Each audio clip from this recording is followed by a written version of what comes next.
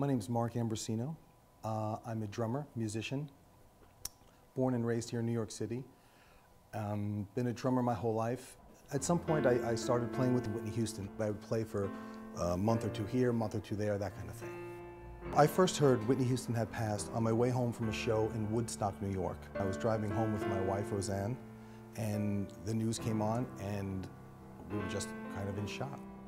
A bright light went out, you know? I always knew her story. She grew up in the church, and I think when you grow up in the church, you never leave. It's always who you are. It's not something, it's in your DNA. It would manifest itself sometimes at sound check. You'd hear a gospel song, and I'm always amazed by this. Strangers could walk in the room, with other artists that work with Whitney, with background singers, someone can start singing a hymn, and they have never met, but instantly. It's such a common bond. I don't think the gospel music and her pop music was really separate.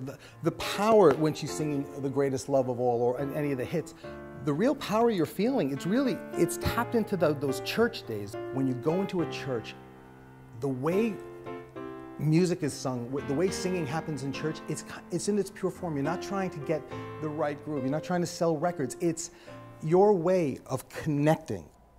Some record companies, Atlantic, Motown, etc., recognized the power of this. And they kind of, I don't want to say they farmed the churches, but it's no coincidence that some of the biggest R&B, soul, gospel stars came from the church. They knew it was undeniable. They figured out a way to market it, but this magic ingredient, the Coke formula, if you will, was what was happening in the church. It's a hard thing.